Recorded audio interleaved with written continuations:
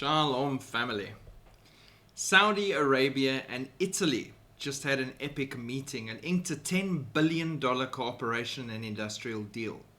Saudi Crown Prince Mohammed bin Salman, remember that name, MBS for short as well, met on Sunday with Italian Prime Minister Giorgia Meloni in Al Ula, the Saudi press agency reported. The Crown Prince and the Prime Minister of Italy reviewed bilateral relations, explored ways to support and strengthen them across various fields, and discussed regional and international developments of mutual interest.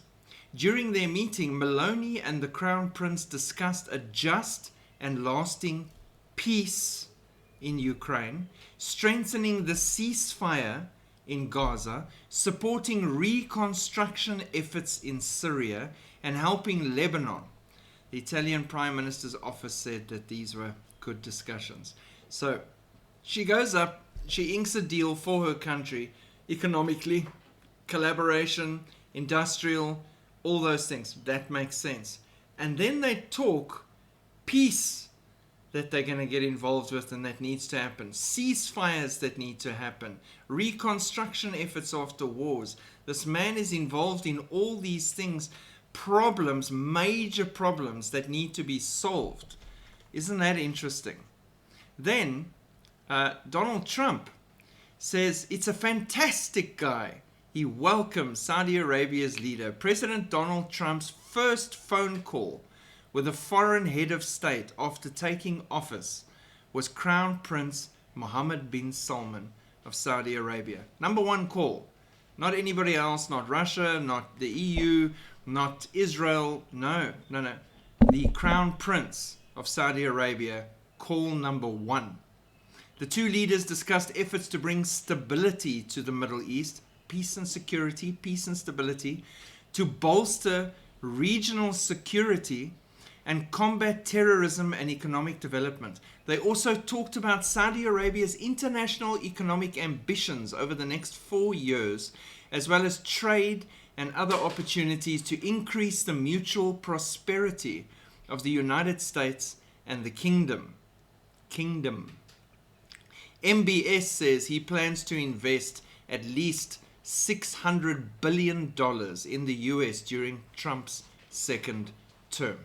So again, first phone call, MBS, like he's reporting back and he has to speak to the most important guy in the world right now. One of the best candidates for AC, by the way. And yes, I am way overdue with this video. There's so much I want to share with you about MBS, and I will get to it when ministry allows.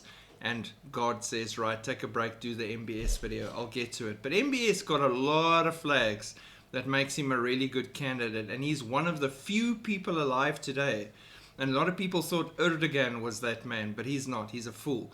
MBS could bring together the Arab world. MBS is the caretaker of Mecca and Temple Mount, technically. So he's really the guy to bring about the nations and bring them together. He is the hinge on which the two-state solution is going to hinge, and the lasting peace and security in that whole situation too. So he's playing a lot of important roles. He's forcing leaders to come and bow down to him and bring their banks and their business to his capital in his country. He literally sponsored and held 1,000 leaders together last year to discuss things with the WEF. This man wields power and wealth like we haven't seen before. And he seems untouchable and such a nice guy, but he's not. It's one of the few countries where they still behead regularly. And Revelation talks about beheadings when you don't accept. So again, lots of things that point to that. And I find it really interesting that leaders are flocking to and kowtowing to and inking deals with Mohammed bin Salman, MBS. Look him up. Keep your eye on him. Really interesting. Again, we're not looking for Antichrist. We're waiting on the Lord to pick us up. But we're awake. We have the knowledge. We have the prophetic things laid out for us. We can look and we can guess and we can see what's going on. And it's really interesting. God bless. Keep looking up. Shalom.